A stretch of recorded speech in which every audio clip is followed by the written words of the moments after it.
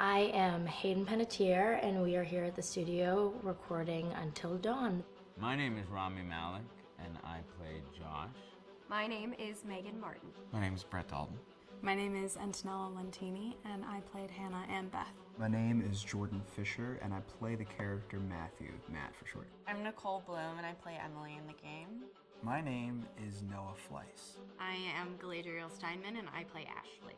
So Until Dawn is the story of 8 teenagers who revisit this cabin in the woods about a year later after a really traumatic experience where I've lost 2 of my sisters, so coming to kind of get some closure in that respect. One of the things that Larry does really well is make these multi-layered characters, and I think for just the story in general, it follows the quintessential horror film plot lines, but the characters are so unique in themselves, and I think that's very cool. Oh, I hope this was the right thing to do. What? You know, getting everyone together on the anniversary. I mean, Josh seemed really pumped about us all doing something, didn't he? Yeah, no, he definitely did. I haven't seen him so excited about something in forever. Good, good. Sam and I have a few things in common, such as being huge lovers of animals, and she's a huge animal lover. She's vegan. She is a pacifist. I'm not quite sure if I'm gonna go as far as saying that I'm a pacifist, but she's spunky and cool. I know that she, I think, is made fun of a little bit by the rest of them who think that her morals and her beliefs in that area are a little ridiculous and they don't agree with them, but she doesn't care. It doesn't stop her from being herself, and that's something that I hope I have in common with her.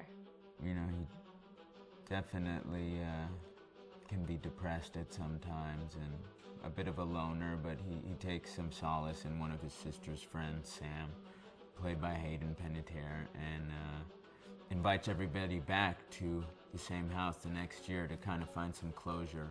Jessica she has a whole lot of personality. She is definitely the sort of mean girl character that, you know, at school she knows she's pretty, she knows that boys like her, and she's gonna use it to her advantage. He's got a big heart, and you can tell that that's very evident, especially how he treats his girlfriend, Emily, and you know, he's kind of a meathead, but in the best way possible.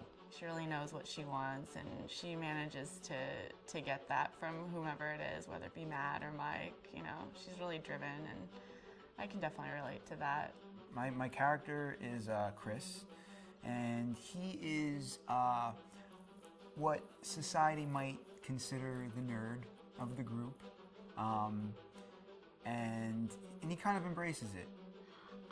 Ashley she's a little more serious than some of the other girls. She's definitely very intelligent and thoughtful. She kind of looks at the whole big picture of things. She's not quite as geeky as Chris, but they connect in a lot of ways. Mike is like big guy on campus. He's the class president who has some charm and has a brain, and I don't know, people seem to like Mike. He gets away with a lot though. He can be kind of jerky. The fact that he really just kind of wants everyone to be happy, and he's a people pleaser, and that's I can definitely attest to being, you know, that guy. I'm always the friend that wants everybody to be happy and wants everybody to be taken care of, and that's definitely Matt.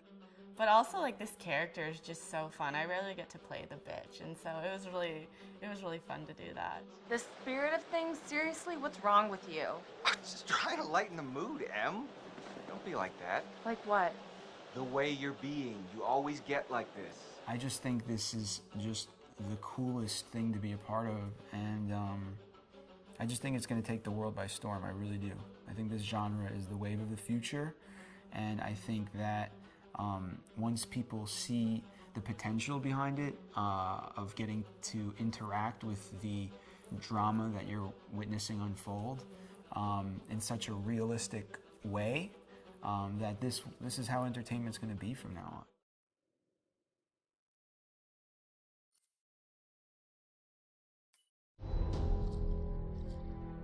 Hi, this is Lee Robinson, production designer on Until Dawn.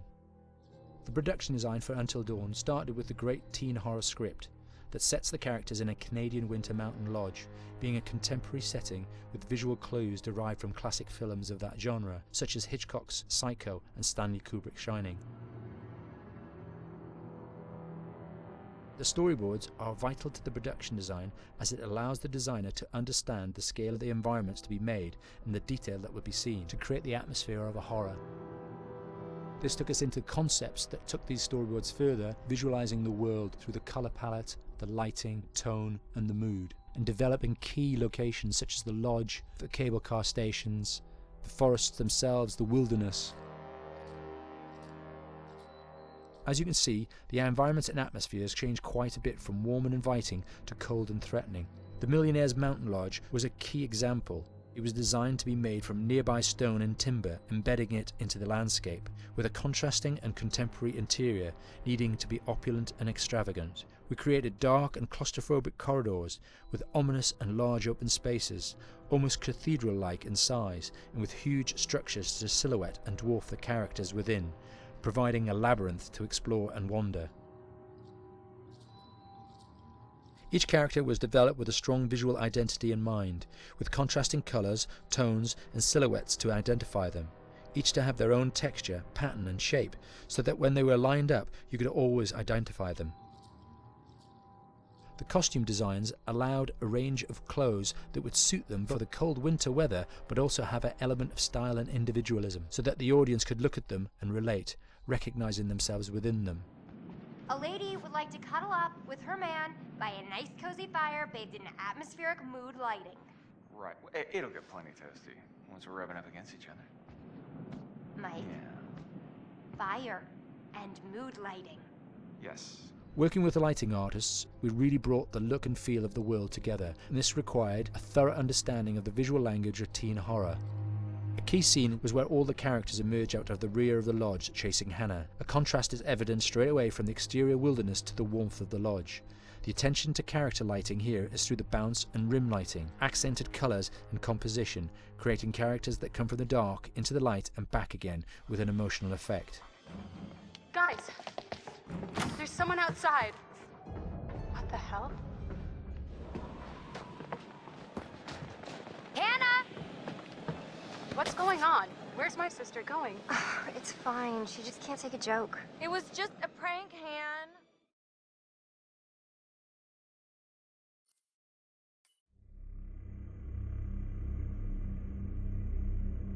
Until Dawn is a game that's full of horror, and one of the things we decided to do early on was to take a scientific approach to how scary it was. So we did experiments on people and we measured their responses to the game. We've created a test area. It's as close to a home setup as we can get it. We've recruited ordinary people to play the game and we've left them to play it on their own. You're turning the light off.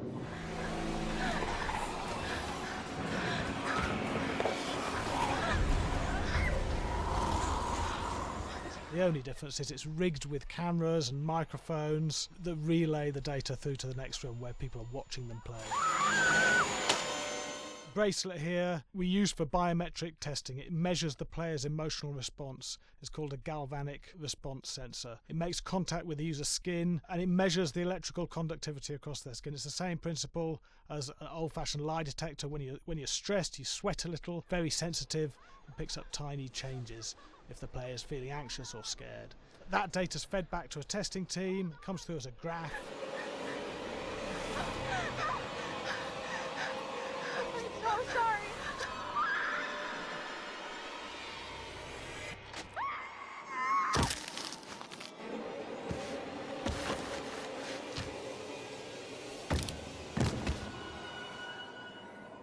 There's no point testing one or two people, you have to test a lot of people. Okay, what's your step? When we have a scare that's consistently has a measurable emotional response, then we knew it was good. If it didn't have that, it goes back to the team for improvement. The data doesn't tell us what's wrong with the scare, it only tells us if it's working or not. Wait, okay, so you hear that too, right? Josh. Here we have a chapter relatively early in the game. Weirdly regular. nothing regular about it. We have to create tension and anxiety in the player so they are ready to receive the scare.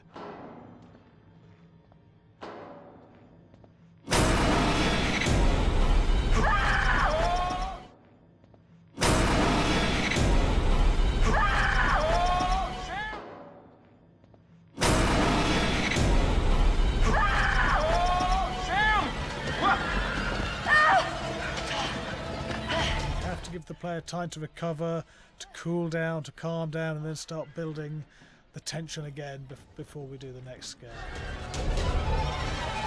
Hey. What? Hey. What the hell? Boom. You just got mugged.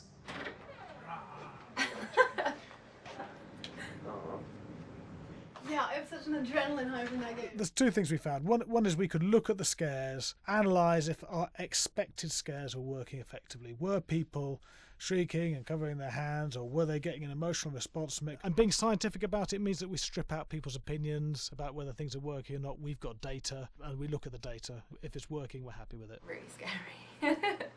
Bit scared and wanting to get away. I actually be maybe a bit scared to play on my own, but in a room with the lights on, yeah, with some other people as well, yeah, maybe. But because I'm a scaredy cat, I would play with someone in the room. And the lights on. It was one of the scariest games I've played in a long while.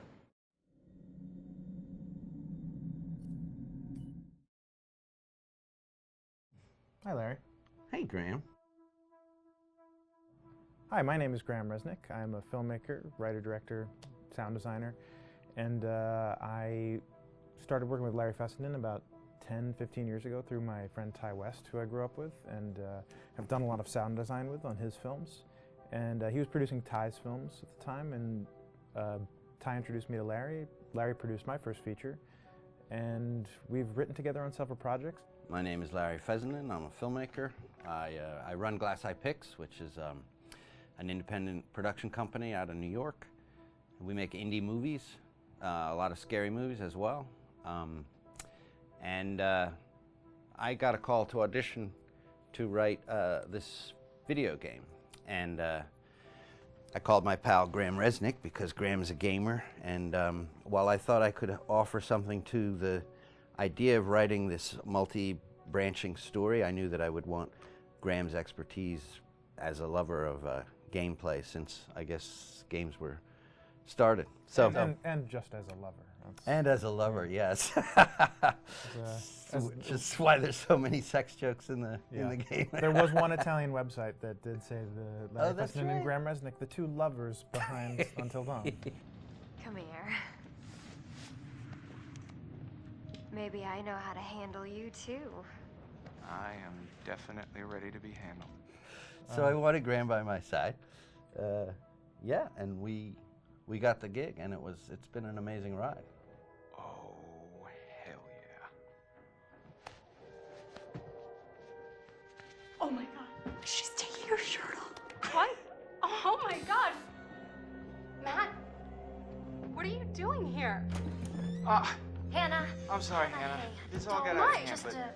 So in the game, the basic setup is that a year prior to the game's start, all these kids had gone up to a ski lodge that was owned by the parents of one of the kids, or a couple of the kids, and some of the teenagers played a prank on some of the other teenagers, and the terrible tragedy occurred when a few of them, two sisters, ran out into a blizzard, and were never seen from again.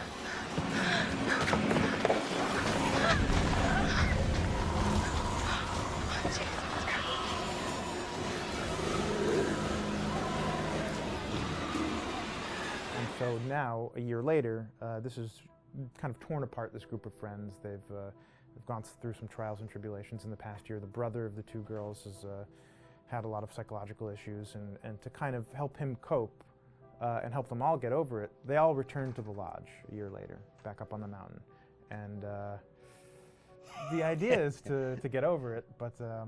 the healing does not begin. Yeah, and these kids are all trying to find themselves.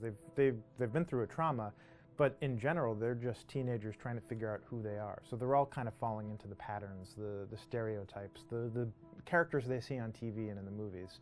I think we were very interested in taking genre tropes and kind of making them sort of refresh them.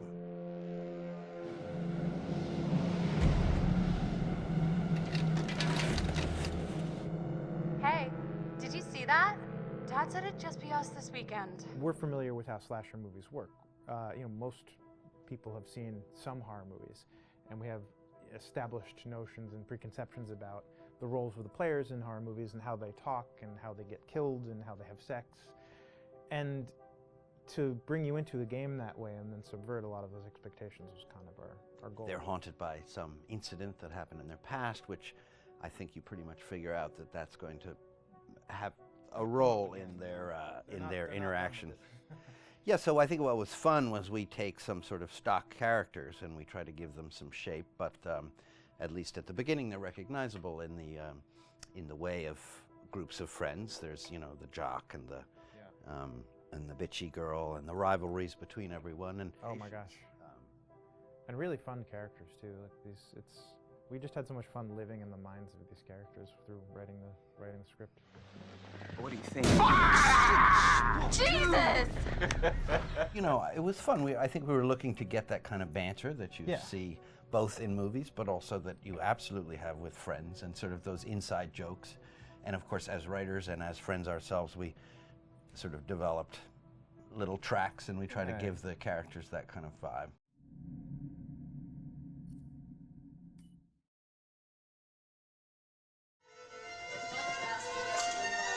Yeah, fast and violent.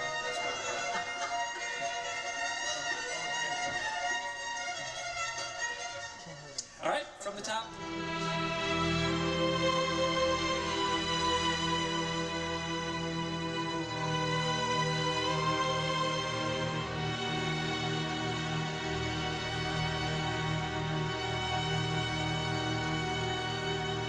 My name is Jason Graves, and I'm the composer for Until Dawn.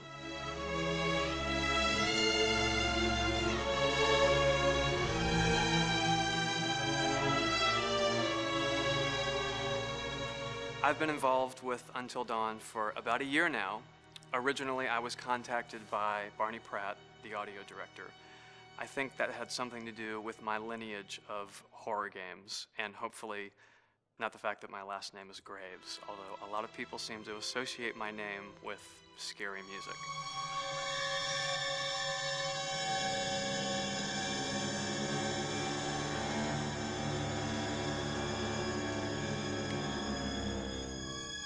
One of the things that was really exciting about working with Barney and the team at Supermassive is they really wanted something unique for the music. They wanted the music to stand out and be a character on its own in the game.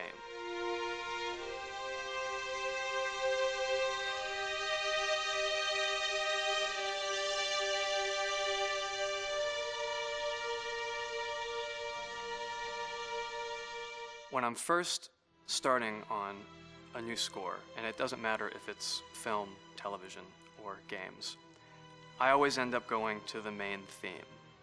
Sometimes the developer or producer isn't even necessarily interested in the main theme at the beginning. I just want to do it for myself, because for me, the main theme is the identity of the game. It establishes the mood, the atmosphere, and the character of the music, and how it's going to be playing in the background. And that's what we did with Until Dawn. That was actually my demo pitch to Supermassive Games. I put a main theme together, recorded all the instruments at my studio, and sent it to them. And they liked it. We actually ended up recording that exact theme, all the instruments and everything, live here at Ocean Way probably 9 months ago. And that's what we've been using in all the demos for the game, and that's the final version of the theme that is the main theme that you'll hear on the menus and in some key pieces of gameplay.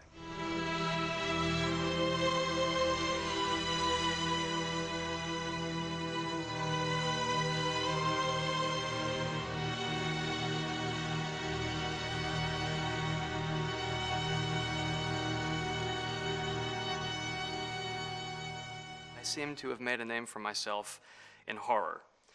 And there's something about scary music, I think it's maybe the lack of rules.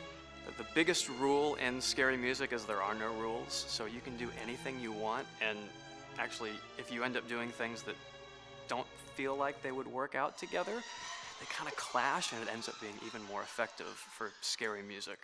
So that's what really drew me to Until Dawn, was the textures, plus writing thematic material that is interwoven with the scary textures. I haven't really done anything like that before. Usually it was just all tension all the time, and that's fun and it's great.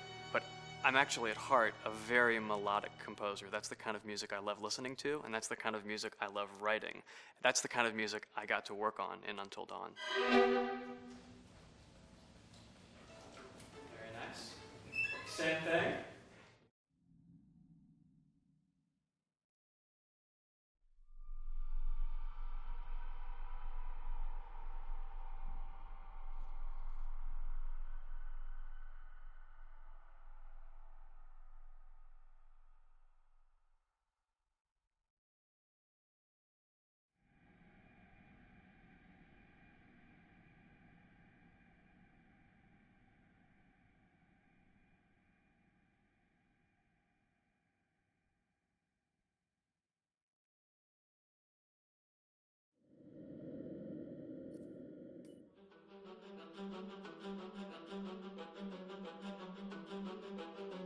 My name is Will Biles, Executive Creative Director of Until Dawn. The first part of getting a believable facial performance in-game is to capture, topographically, the actor's range of emotional expressions as separate versions of the same head. Every tiny nuance gets digitized and merged, effectively creating a model that can recreate every facial movement that the actor makes. Once the topography has been recorded, the actor's performance itself can be captured by using a predetermined set of marker points drawn precisely on the face and a high-def helmet cam, wirelessly linked to capture devices. The camera is the small box where it looks like the microphone should be. Outro Sam. Mark. It records in high def the movement of the dots throughout the performance that will drive the expressions captured earlier. Unlike other systems, this form of capture is far less lossy because there are fewer interpretations between performance captured and performance rendered finally in-game. The audio is also recorded via two separate lavalier mics attached to the helmet.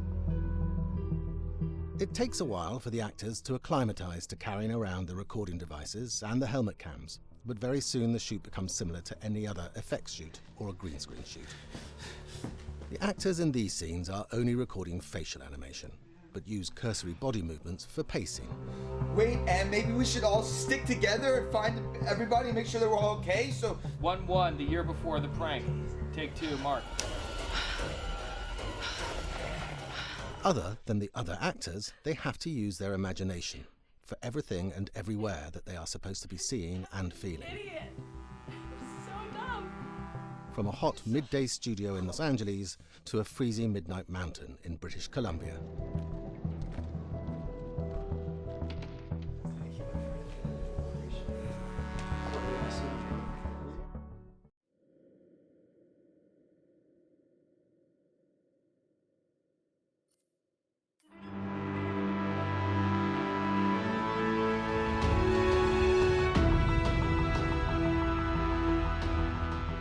Until Dawn has a dynamic, ever-changing story, the facial performances and the body performances are recorded separately with different systems.